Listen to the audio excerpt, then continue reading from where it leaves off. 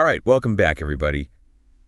You know the drill by now. It's time for another deep dive. Another deep dive You got it. into a single line. That's right. One sentence, one hook, and we're going to see if it can really carry the weight of an entire book or if it's, Just a throwaway. yeah, just a fancy bit of ink. Exactly. And today we're tackling, well, it's Ayn Rand. Ooh, big one. It is a big one, Atlas Shrugged specifically. Okay, so we're talking serious philosophical weight here. No kidding, and I know a lot of you out there, you've probably read Rand. You've at least heard of Atlas Shrugged. If you haven't, well, get ready. That's right, buckle up, but even if you've read it a dozen times, stick with us. Because what we're looking at today, it's not the plot, not the characters, not even Rand's, whole philosophy. All in one go? Yeah, all at once. No, we're zeroing in on the very first line of the book. The hook. The hook, the bait, the thing that's supposed to grab you and make you need to know what comes next. And with Rand, you kind of know it's going to be a statement. Oh yeah, she's not exactly known for being subtle. That's putting it mildly.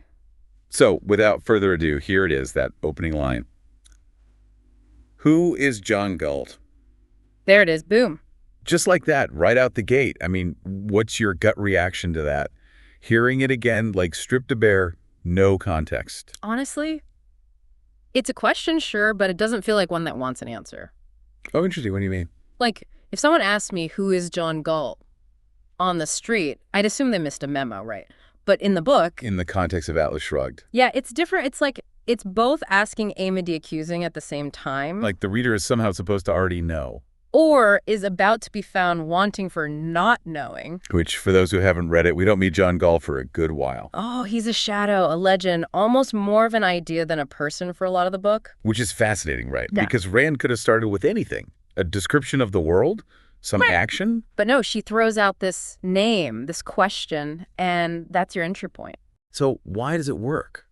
Or does it work? I mean, is it just a catchy phrase or is there something more going on? Oh, there's definitely more. And this is where getting into Rand's whole philosophy thing becomes unavoidable because that question, it asks her philosophy in a nutshell. Whoa, okay, break that down for me. Think about what Atlas Shrugged is about. At its core, it's about the people who make things happen. The inventors, the thinkers, the ones who carry the weight of the world, the Atlas figures. Right, and John Galt, he's kind of the ultimate example of that, the man who says, screw this, to a world that doesn't appreciate him. Exactly. So when Rand starts with, who is John Galt, she's not just asking about a guy. She's asking about the value of those people, those Galts of the world. So the question itself is kind of pointing out that society has forgotten or maybe never even recognized how important these creators are. Exactly. And that sets the whole tone for the book, this sense of a world gone wrong, a world that's lost its way.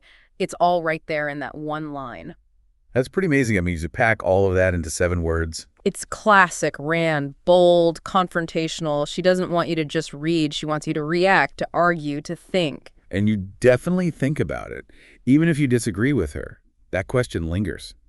It has to, because the book is her answer, her whole argument laid out, but it starts with daring you to ask. Which is, I mean, looking back at all the opening lines we've talked about, that's kind of unique, right? Oh, absolutely. Some hooks draw you in with beauty or mystery, but Rand, she hits you with a challenge right off the bat. It's like she's saying, are you paying attention? Because this matters. And whether you love her or hate her, you can't deny that she gets your attention. No, you can't. And that's the power of a good opening line. So for everyone listening, think about this. Does knowing the meaning behind who is John Galt change how you read Atlas Shrugged? Does it make you see it differently, even if your opinion of Rand stays the same? Let us know what you think, because this is a conversation that's worth having. Absolutely worth having. And that's it for another deep dive. We'll see you next time. Until then. Keep reading.